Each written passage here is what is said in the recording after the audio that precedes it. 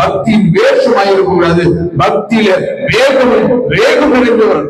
வேகம் நிறைந்தவர்களாக நாம் ஜீவிக்கிட்டு தேவனுக்கு அடையாளங்களாக காண்பிக்க வேண்டும். ஆமென். அல்லேலூயா.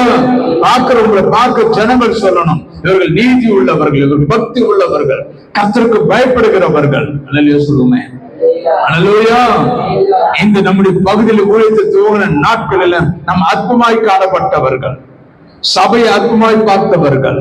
ஏதோ சென்னையில் ஏதோ வந்தாங்க ஊழியம் ஏதோ பண்றாங்கன்னு சொல்லி கர்த்தர் இன்றைக்கு அநேகருக்கு முன்பதாக நாம் என்ன செய்கிறோம் என்பதை கர்த்தர் வெளிப்படுத்தி கொண்டு இருக்கிறார்.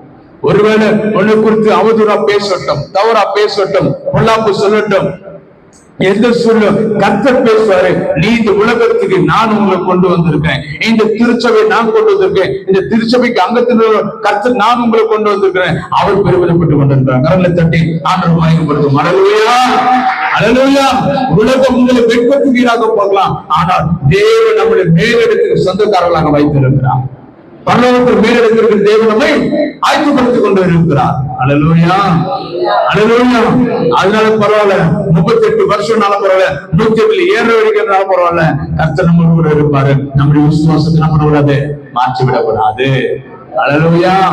ரோமர்